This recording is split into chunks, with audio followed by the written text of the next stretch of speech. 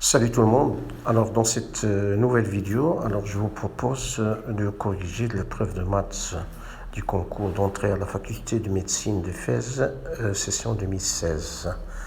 Je vais essayer de traduire le texte qui est écrit en arabe parce que j'ai pas pu le trouver en français. Et puis après, comme d'habitude, je vous proposerai les résultats justes après que vous ayez cherché suffisamment pour pouvoir comparer après vos résultats avec les résultats que je vous propose.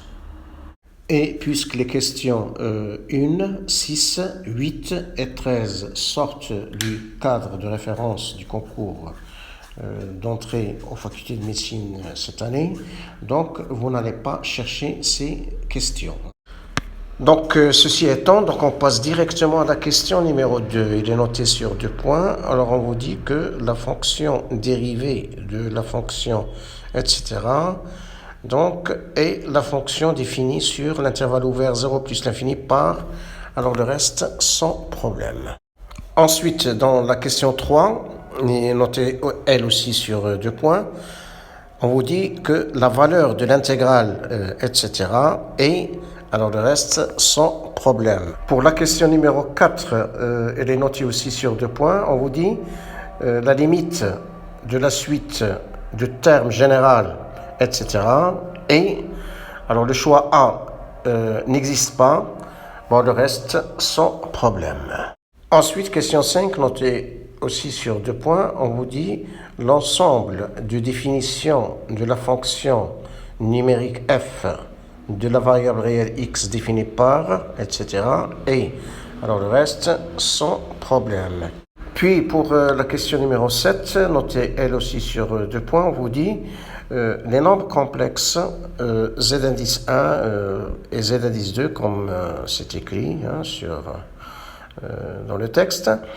Alors, pour le choix A, ils sont strictement positifs. Pour le choix B, ils sont strictement négatifs. Pour le choix C, ils sont conjugués. Pour le choix D, ils sont égaux. Et pour le choix E, ils sont opposés.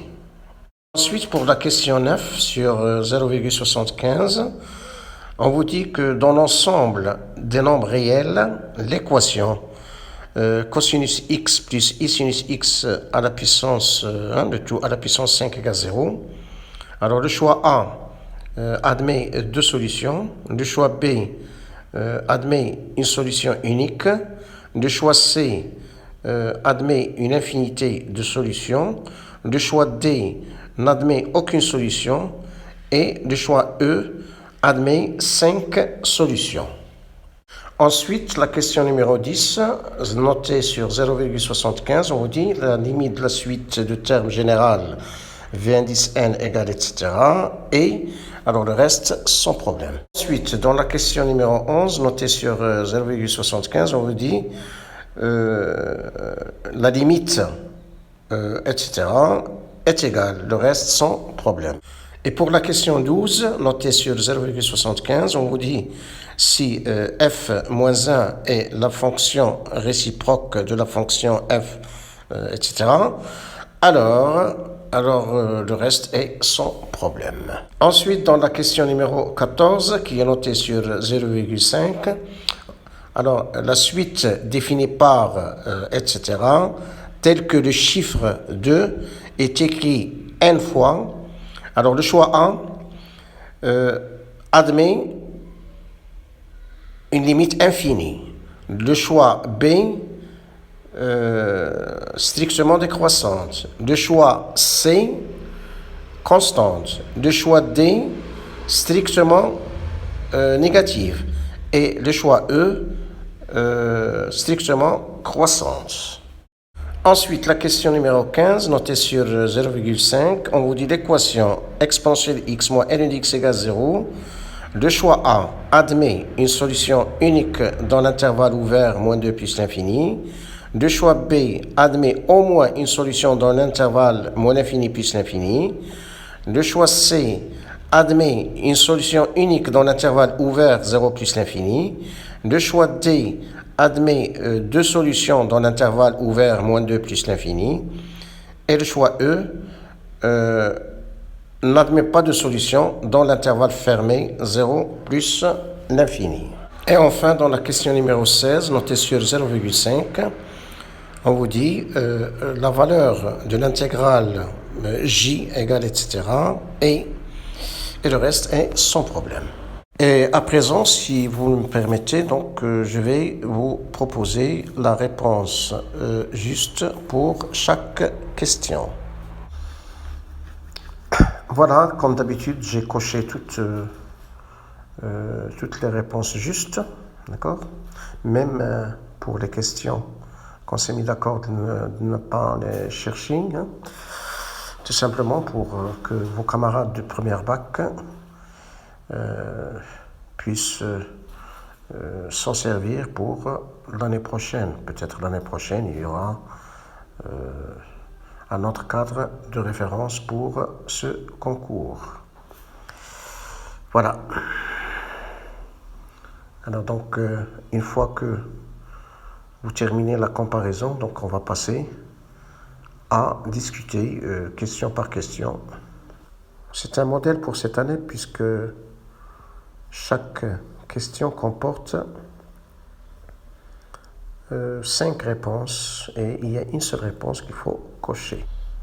Et sans plus tarder, on va passer donc à la phase de discussion. Donc on va discuter question par question. Bien sûr, on ne va pas discuter des questions qu'on n'a pas cherchées. Bon, on ne va pas faire la première question, donc on passe directement à la deuxième question. Deuxième question, donc il faut connaître donc les dérivés des fonctions usuelles. Hein.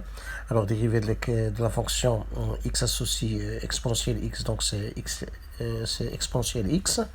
Dérivé de x associé ln de x, c'est 1 sur x. Dérivé de x associé racine cubique de x, c'est 1 sur 3 racine cubique de x carré. J'ai rappelé en bas dans le cas général hein, de la dérivée de racine nème de x. Dérivée de x carré, c'est 2x. Dérivée de x moins 1 sur x plus 1, c'est directement déterminant, d'accord, de 1 moins 1 à 1, qu'on trouve égal à 2 sur x plus 1 au carré. C'est ce que j'ai rappelé en dessous. Et puis dérivée de x, c'est 1. Donc on constate que cette dérivée-là, on la trouve donc dans la proposition E, donc il faut cocher E. Alors dans la question numéro 3, on vous donne une intégrale et on vous donne 5 propositions pour la valeur de cette intégrale. Alors pour voir laquelle est bonne, il suffit de calculer, parce que c'est facile à calculer cette intégrale. Alors je rappelle que une primitive de exponentielle ax, lorsque a est un réel différent de 0, c'est 1 sur a exponentielle ax. Donc facilement, donc, on trouve moins 4,5. Il faut cocher donc a. Alors pour la question numéro 4, alors ici il suffit de remarquer que le cosinus d'un réel, il est toujours compris entre 1 et moins 1. Donc, en particulier, donc, il est supérieur ou égal à moins 1. Alors, pour dire que n, c'est supérieur ou égal à n moins 1.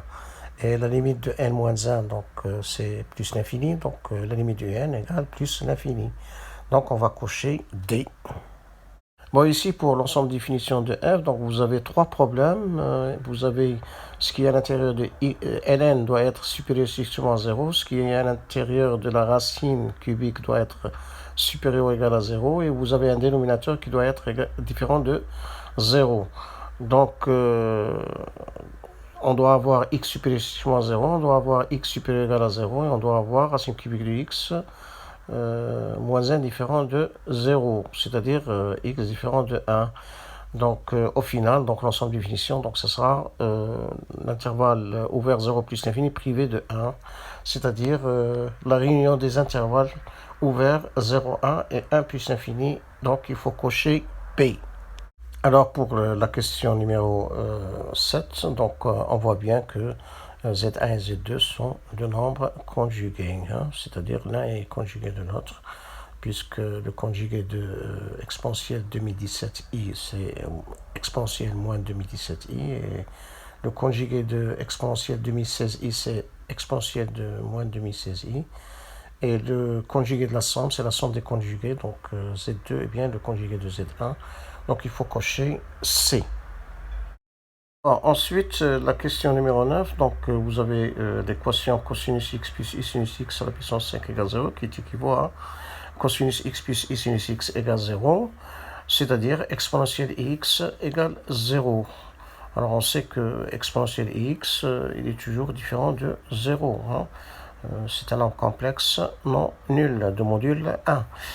D'accord. Voilà. Donc, c'est impossible. Donc, on va chercher là où il n'y a aucune solution. C'est-à-dire, il faut cocher D.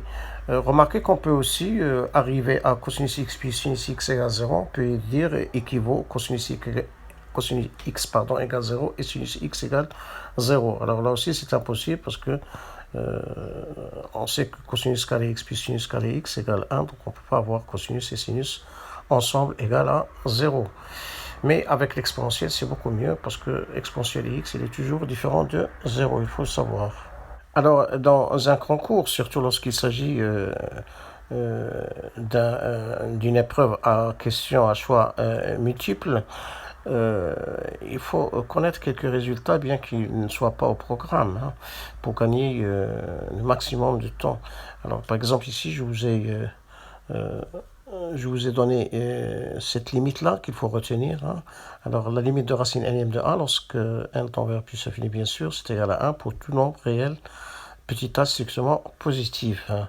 Et je vous ai donné aussi un autre résultat, c'est que lorsque la limite d'une suite U indice n est égale à L que ce soit réel ou plus infini ou moins infini, alors la limite de U indice n plus 1, c'est aussi ce même L.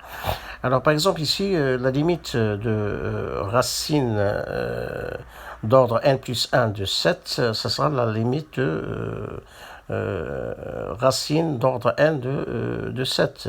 Donc comme je viens de le dire maintenant, donc ça sera 1. L'autre, la même chose, ça sera 1. Donc 1 moins 1, c'est égal à 0. Donc il faut cocher C. Bien, alors pour la question numéro 11, alors je rappelle que pour tout nombre petit a supérieur strictement à 0, et pour tout nombre b réel, hein, quelconque, alors a puissance b, c'est égal à exponentielle b ln de a. D'accord. Alors ici, on travaille au voisinage de 1, donc x est supérieur strictement à 0. Donc on peut écrire x puissance x, c'est exponentielle x ln de x. Voilà, donc bien sûr on a une forme indéterminée. Alors pour le v indéterminé, puisque la limite de x ln de x, c'est égal à 0, hein, c'est une limite remarquable, une limite usuelle que nous avons vue dans le cours. Donc, on va chercher à écrire exponentielle de x ln de x moins 1 sur x ln de x. Hein, comme ça, avec le changement de variable x ln de x, nous aurons exponentielle t moins 1 sur t, d'accord, qui va nous donner 1 lorsque t tend vers 0. Hein, 0 moins, bon, comme 0 moins, comme 0. C'est la même chose, comme 0 plus, ça donne toujours 1.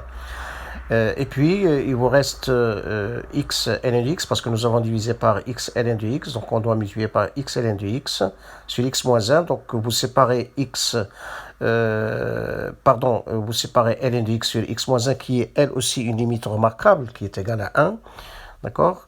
Donc, vous aurez donc 1 fois 1 fois 1, donc la limite cherchée c'est 1, donc il faut chercher à cocher D, parce que c'est là où on vous propose la limite 1. Bien, alors maintenant on passe à la question 12. Alors ici, vous avez intérêt à examiner directement la proposition E. Pourquoi? Parce que vous allez calculer f de ln de 5. Alors, ou bien vous allez trouver que c'est différent de ln5, donc ça y est, c'est terminé, donc on va cocher E. Sinon, on va trouver que f de ln de 5 est égal à ln de 5, et ce résultat va nous servir pour calculer, pour vérifier à quoi est égal f moins 1' de ln de 5.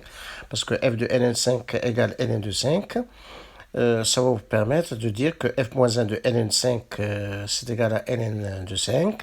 Et puis après, vous utilisez la formule que vous avez vu en classe pour déterminer à quoi est égal f-1' de ln de 5. Et vous allez trouver, comme je l'ai indiqué dans le corrigé, donc on trouve que c'est égal à 1/6. Bien sûr, nous avons fait tout ça après avoir trouvé que f de ln de 5, c'est égal à ln de 5. Et enfin, on coche B. Ensuite, dans la question numéro 14, visiblement, la suite est strictement croissante, puisqu'on passe d'un terme au suivant en ajoutant un 2 après la virgule. Donc, on peut ne pas faire cette différence que je vous ai faite ici. Hein. Donc, directement, vous dites que la suite est strictement croissante et vous crochez E. Alors, ensuite, dans la question numéro 15, alors il est plus simple de résoudre graphiquement cette équation. Hein. Vous allez voir que ça ne demande absolument rien, puisque vous connaissez l'allure de la courbe x associé exponentielle x et x associé ln de x. Donc, vous les tracez, d'accord, à main levée rapidement, d'accord. Donc, vous allez constater que les deux courbes ne se coupent pas, autrement dit, on n'aura jamais ex égale ln de x, d'accord, pour tout x supérieur strictement à 0, autrement dit, il faut cocher là où il n'y a aucune solution, c'est-à-dire il faut cocher E. Enfin, la question numéro 16, donc on vous propose encore une fois une intégrale et on vous propose 5 valeurs dont il faut choisir la bonne. Alors, je crois que cette intégrale-là aussi, il est facile à calculer. Il suffit de développer le carré de exponentielle t plus exponentielle moins t. Alors, donc, en développant, et puis après, remarquez qu'une primitive de 2 exponentielle de t, c'est exponentielle de t. Une primitive de 2 exponentielle moins de t, c'est moins exponentielle de t. Donc, bien sûr, une primitive de 4, c'est 4t, et après, il ne reste plus qu'à faire le crochet et calculer pour trouver la bonne réponse qui est à cocher dans C. Voilà, merci de votre attention. Je vous donne rendez-vous pour un autre corrigé, pour une autre épreuve d'un autre concours d'entrée à l'une des facultés de médecine. D'ici là, portez-vous bien, au revoir et à bientôt.